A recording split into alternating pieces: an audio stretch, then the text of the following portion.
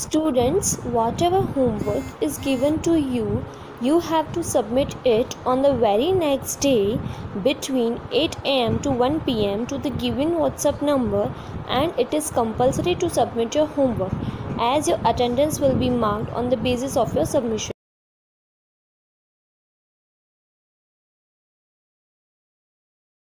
Students, today I am going to explain you poem When I Set Out for Leonis from Honeydew book. Introduction. As a British young architect and novelist poet who went to Leonis to supervise the renovation work of a church, it was 100 miles away. It was winter season and snowfall was at the peak. He was in a solitary state, and during his journey he witnessed starlight.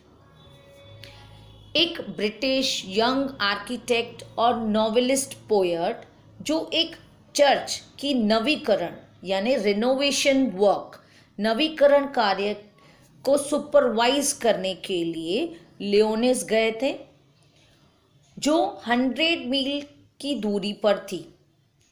सर्दियों का मौसम था, बर्फ गिर रही थी और वह एकांत अवस्था में था। It means solitary state. और अपनी यात्रा के दौरान उन्होंने स्टारलाइट देखी। ही becomes conscious of what would happen at लियोनिस when he would stay there. According to him, no prophet can declare this, and even a wizard would not be able to say what would happen at Leonis. वह इस बात से संचेत यानी conscious हो जाता कि लियोनिस में क्या होगा जब वो वहाँ रहेंगे। उनके अनुसार कोई भी प्रॉफिट, इट मीन्स पैगंबर, इस बात की घोषणा यानी डिक्लेयर नहीं कर सकता है, और यहाँ तक कि एक विजार्ड यानी जादूगर भी ये नहीं कह पाएगा कि लियोनिस में क्या होगा। When he returned from Leonis, he had magic in his eyes.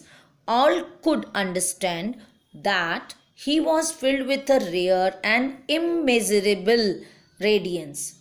जब वो लियोनिस से लौटे तो उनकी आंखों में जादू था। सभी समझ सकते थे कि वह एक दुर्लभ यानी रेयर और अथाह चमक से बड़ा था, यानी immeasurable radiance. Right students, now I am going to explain you poem stanza wise. Okay, now students, I am going to explain you poem When I Set Out for Leonis stanza wise. Number 1 stanza. When I set out for Leonis, 100 miles away, the rime was on the spray, and starlight lit my lonesomeness. When I set out for Leonis, 100 miles away. Explanation. In this stanza, we see that the poet set out for Leonis, which was situated 100 miles away. It was winter and the weather was cold. The shine in the night sky helped him when he was lonely. He had no idea what would happen during his stay at Leonis. इस stanza में कवि यानी poet Hardy जब लियोनिस के लिए जा रहे थे, जो 100 मील की दूरी पर था। सर्दियों का मौसम था और मौसम बड़ा ठंडा था, और रात के आकाश में यानी एक रात को आकाश चमक रहा था। वो चमक उसे अकेला होने पर मदद की। उन्हें इस बात का अंदाज़ा नहीं था कि लियोनिस के स्टे के दौरान यानी प्रवास के दौरान क्या होगा। Stanza 2. What would be chance at Leonis while I should sojourn there? No prophet durst declare, nor did the wisest wizard guess what would be chance at Leonis while I should sojourn there. In this stanza, the poet Thomas Hardy expresses his unsurety about what would happen at Leonis. He says that he doesn't know what awaits him at Leonis. The poet says that even a prophet or a wisest wizard would fail to predict the experience accurately and vividly. इस stanza में कवि Thomas Hardy अपनी अनिश्चितता यानी unsurety को व्यक्त करते हुए कह रहे हैं कि लियोनेस में क्या होगा। वह कहते हैं कि वह नहीं जानते कि लियोनेस में उसका क्या इंतज़ार हो रहा है। कवि कहते हैं कि यहाँ तक कि एक पैगंबर यानी प्रॉफिट और या एक विजार्ड वाइजेस्ट विजार्ड यानी समझदार जादूगर ने भी अनुभव किया है कि भविष्यवाणी को सही तरीके से बताने में वो भी नाकामयाब होंगे। Stanza 3. When I returned from Lyonesse with magic in my eyes, all marked with mute surmise, my radiance rare and fathomless, when I returned from Lyonesse with magic in my eyes. Explanation.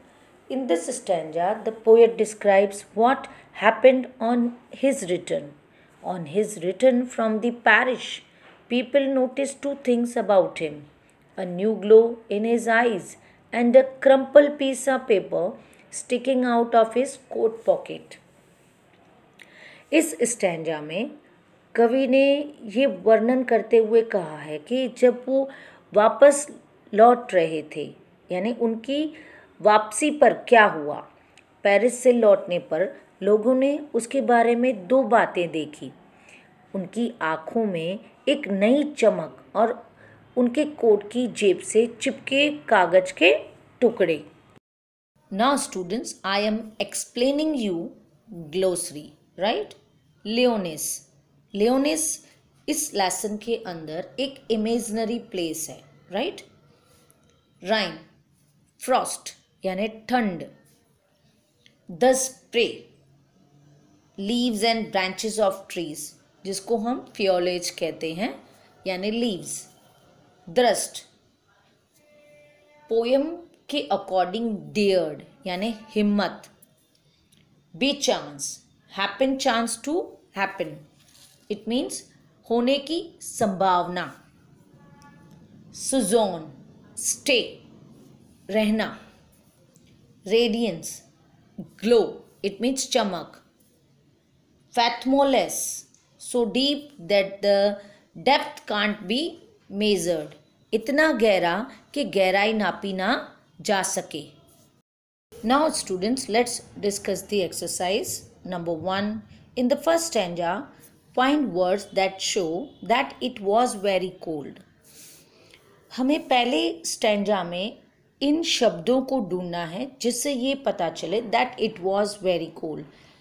Answer. The word rhyme shows that it was very cold. First stanza में rhyme word से हमें पता चलता है कि ये बहुत ठंडा था, right? The word rhyme shows that it was very cold.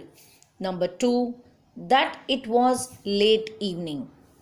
The word starlight shows that it was late evening. Number 3, that the traveller was alone. Answer.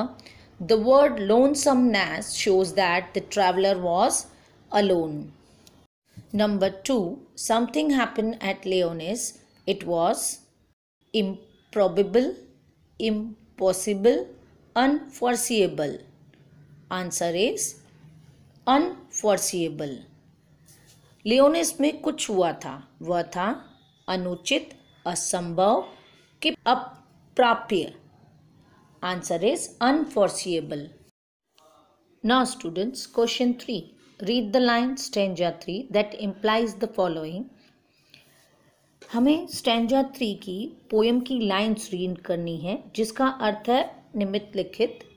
Everyone noticed something. They made guesses but didn't speak a word.